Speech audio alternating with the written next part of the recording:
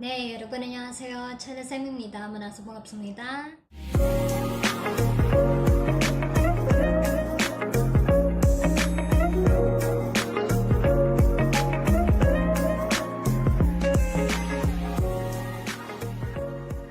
And welcome back to Korean with Cello Sam. And today, this is our 13th lesson. Grabe, nakaabot ka na dito sa 13th lesson natin. So, if you haven't watched naman yung mga nauna nating lessons, kasi from, talaga yun, from as in zero knowledge sa Korean, and you can go back sa lesson 1 natin, nakalink siya below. So, why is it important na kailangan naaral mo muna yung lesson 1. Una, importante siya kasi dapat for you to continue studying this language, dapat marunong ka munang magbasa ng Hangul. So, Hangul ay ang kanilang Korean language or letter. Diba? Ito yung letter nila. Now, kasi you cannot expect me po to use romanization sa aking mga tutorials kasi I greatly discourage the use of romanizations dahil nga hindi siya accurate. That's why yung mga natin, yung mga pronunciation natin minsan sumasablay. It's because sa sa romanization tayo nakarely. For example, bigyan ko kayo ng example This name, kilala niyo siya, di ba? And alam niyo yung pangalan niya. This is Lee Song-kyung. Lee Song-kyung. Lee Song-kyung. So, pag binasa mo yung romanization, dahil yung nakikita mo dyan, it's like Song-kyung. Right? So, pag tinanong ka tuloy, sino favorite mo? Si Song-kyung. Tapos sabi ng Korean na kausap mo, sinong Song-kyung? Parang wala naman yata akong natatanda ang may Song-kyung na artista. Yung pala, ang pronounce sa kanya ay Songkyung. Bakit siya naging Songkyung? Songkyung and not Songkyung. Kasi yung vowel doon, kasunod ng S or ng siyot, that is vowel O. O. Ang pronunciation niya is O sound, not U sound. Okay? So, dahil nga ni-romanize na siya, this is a distinct vowel. Wala namang ganitong vowel sound sa English or in any language siguro. Kasi nga 21 ang vowels ng Korean. So, kailangan talaga alam mo how to read them in order to pronounce them correctly. So, Lee Song-kyung. This is not Lee.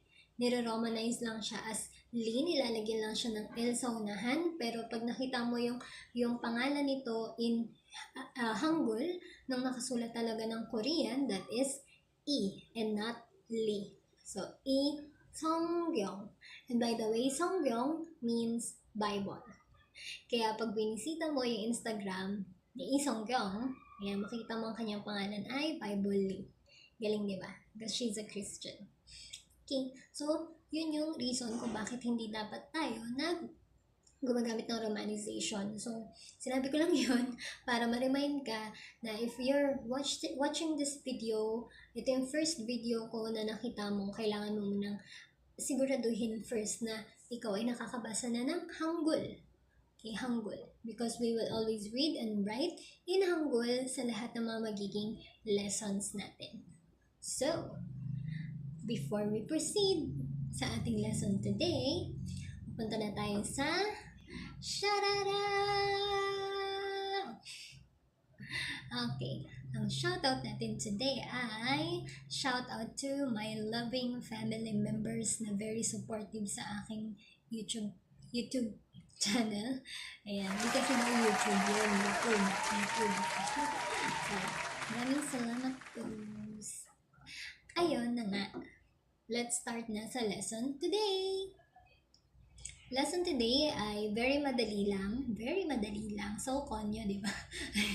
So, ang lesson today ay how to say from to, from here to there, and then since and until. From here to there, since and until. So, yung to and from na gagamitin natin dito, please, nyo siya na hindi siya yung to someone, from someone. Instead, location lang yun, tinutukoy niya. Okay, so from here to there, tapos since and until. Okay, so para mas malinaw, isulat natin siya. Now, how to say to and from and to sa isang location. Kung mababasa mo itong word na to, this is eso, eso. This is the same eso, yes, tama ka, familiar siya. Ito yung eso na nakita mo dun sa location marking particle na lesson natin. I think that is lesson 10. Ayun, lesson 10 siya. So, di ba ang location markers ay and eso? But this time, kapag nagde-declare ka ng from this place to that place, we use eso. Eso. To mean from. From. Okay? From somewhere. From somewhere, from here, or from there, going somewhere. Okay? Now, kung merong from, merong pinanggalingan, so syempre merong tutunguhan, di ba? So, to is kaji. Kaji. Kaji. Kaji. Okay? Remember the sound of samgyup? Kaji. Okay? Kaji. Now, itong eso, sometimes, pwede siyang maging interchangeable with this word.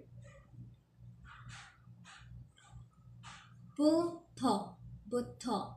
So, yes, katunog siya ng buto, as in bone. Pero yung pronunciation niya, di ba, this is bu, and then, yung T sound niya dito, this is a soft T, or para siyang medyo TH sound, or more abrupt na T sound. So, buto.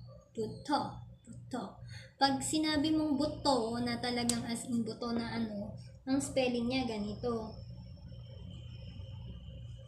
Yan. So, ito yung sound na kinukuha niya. Yung to na matigas. Ito sound. But here, since ayan yung spelling niya, the pronunciation is to. To. To. To. Okay? Buto. Now, lagyan natin ng example. Sabihin natin from Manila to Cavite. From Manila to Cavite. So, di ba? From is eso. So, we will start muna with the location. Manila.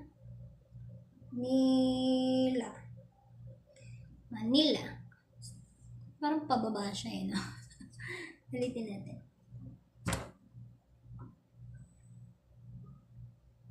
Ayan. Manila. Bakit kailangan dalawa yung real na nandyan? Kasi pag isa lang yung real na nilagay mo, manira na yung basa doon. Kasi nga, ang real kapag kasunod niya ay vowel sound or sound siya, di ba? Yung first sound ng real.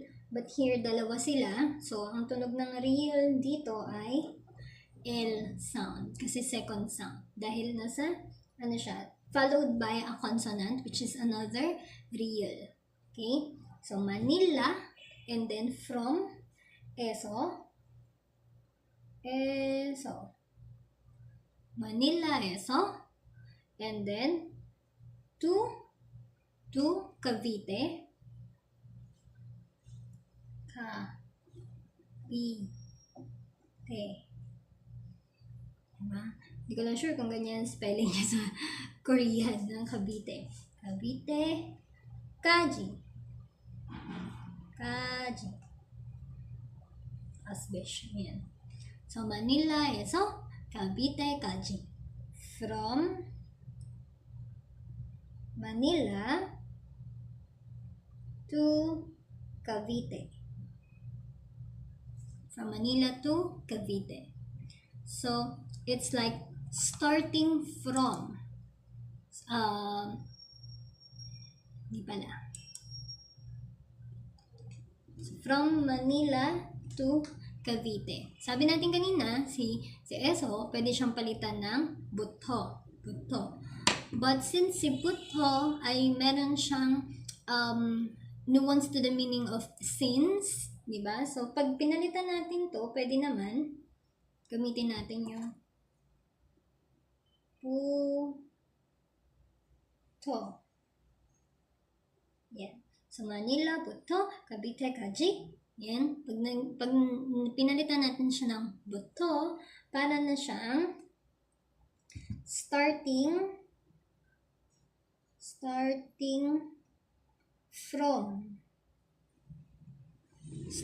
from Manila to Cavite. Parang ganun na yung ano niya, yung dating niya. Like for example, you will have to race from Manila, starting from Manila to Cavite. O kaya naman, the train will like travel starting from Manila to Cavite. So, in that sense, you can use butho instead of eso to mean from.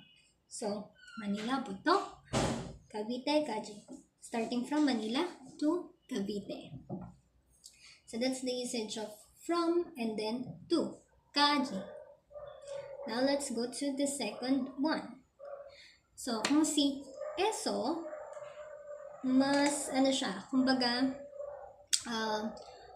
mas associated siya sa locations. Ang second word naman natin, second set of from and to natin will be more associated sa time. Like, for example, ito. From or since. So, from or since is butho. Just ito din yung ginamit natin kanina. Diba? From or since, butho. And then, to or until, kaji pa rin siya. Kaji. So, ang pinakatatandaan mo lang, pag location, ang gamit mo, pwedeng interchangeable si eso and butho. Pero pag ang tinutukoy mo is time, diba? From until this time, ang pwede mo lang gamitin ay butho. Hindi mo pwedeng gamitin si eso. Dahil eso is only associated with locations, with places. So, kailangan, pag time, butho lang. Pero kapag locations, you can either use eso or butho. So, lagyan natin man ng example itong time. So, from and since. Let's say, morning. Morning is 아침. 아침부터.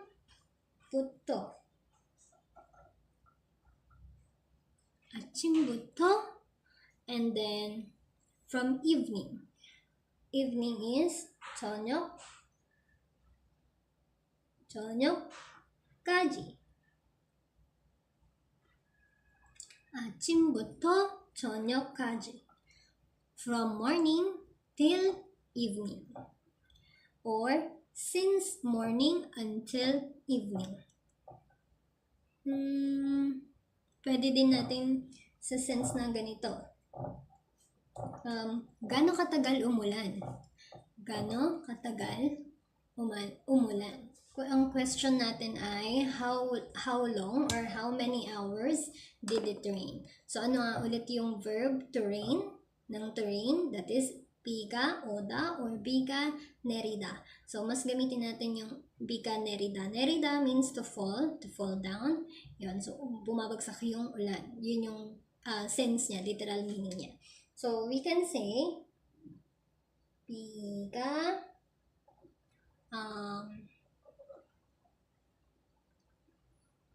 몇 시간이나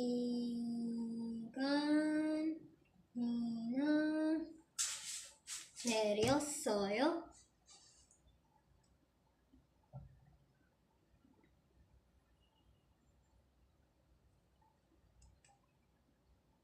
So, 비가 몇 시간이나 내렸어요. How long did it rain? How long did it rain? Kung gusto nyo gawing mas higher form ito, pwedeng 내렸습니까? Okay. But here, I just prefer the yo ending. Ngayon, sagutin natin to. Kunyari, ang gusto mong sabihin ay,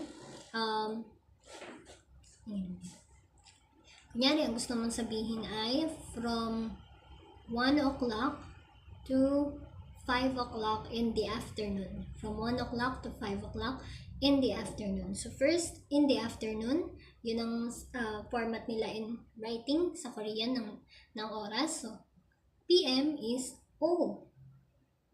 Ohu. Ohu. And then 1 o'clock is hanshi. Hanshi. Hanshi pag 1 o'clock. Pag sinabi mo ng hanshi gan, 1 hour na yun. So, 오후 1시부터 since 1 o'clock and then to 5 o'clock, diba? Until 5 o'clock. So, 5 o'clock is 5시. 5시까지. 오후 1시부터 5시까지 비가 내렸어요. So it rained from 1 o'clock to 5 o'clock in the afternoon. So yun yung sense ng gamit ng buto and kaji. Located, related to time. Associated with time. So we use buto and kaji. But location, we use eso or buto and then kaji. Now let's have sample sentences. So I did our sample sentence like a sort of quiz na rin in one, diba? Para makapag-review na rin tayo ng pinag-aaralan natin ngayon. So I have 1 to 5 examples. And here, itong 1 to 5 na ito, sasagutan natin siya. Samahan niyo akong sagutan siya. Okay? Number 1. Let's try to read. This is 서울에서 부산까지. 서울에서 부산까지. So, 서울에서 부산까지 is ano siya kaya? Sagot ka na? Let's answer. 서울에서. So, Seoul ng South Korea. Tapos, eso. So, it means location. Ito. So, 서울에서 부산까지. It is from Seoul to Busan. From Seoul to Busan. 서울에서 부산까지. From Seoul to Busan. Number 2. So, number 2, makikita nyo, parehas natin ginamit si eso and buto. Kasi it means, alin man dito sa dalawa, ito ay tama since they are interchangeable.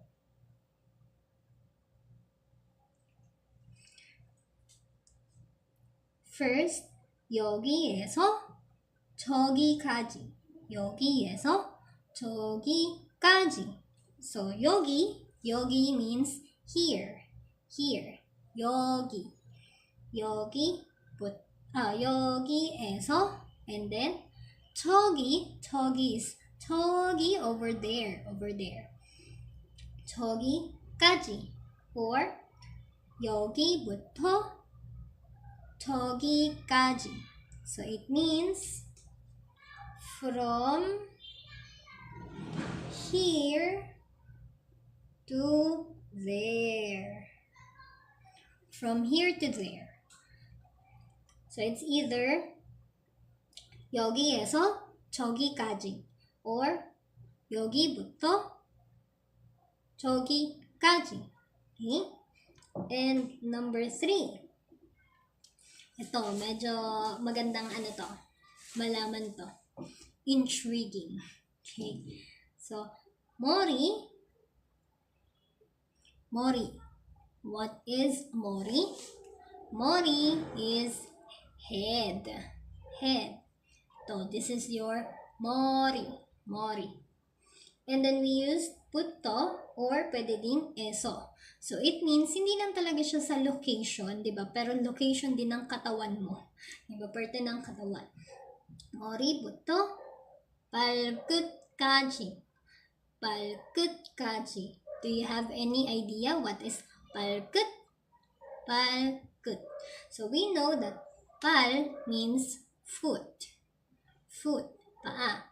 And then, 끝. 끝 is the end. So, what is the end of your foot? That is your toes. So, meaning, 머리부터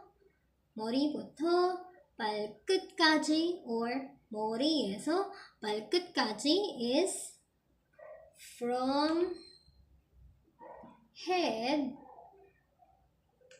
to toe. From head to toe.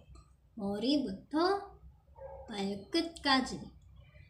머리에서 발끝까지. So, it's like from head to toe. So, madalas, kailan ba natin sinasabi to? Di ba pag tinitingnan ka from head to toe, tapos, anong madalas na karugtong netong words na to? 머리부터 발끝까지 왜 그렇게 쳐다봐? Why are you looking at me like that? 무서워. That's scary. Why are you looking at me like that from head to toe? Diba parang minamata mo ba ako? Yeah, 싸우자. Okay. So, ganon, mga ganong sense, pwede mong gamitin yan. Pero huwag ka makipag-away, ha? And then, number 4, 지금부터 내일까지. 지금부터 내일까지. So, buto lang ang ginamit natin dito, walang eso. So, it means it is related to time. Obviously na rin because we use 지금. 지금 means now. Now. 지금, now. And then 내일 is tomorrow. Tomorrow. So, 지금부터 내일까지. From now until tomorrow. Yeah. So, from now until tomorrow. And then, number 5 naman natin. We have 오늘부터, and 영원히까지. 영원히까지. So, 오늘 means today. Today. So, meron na tayong from today. 영원히.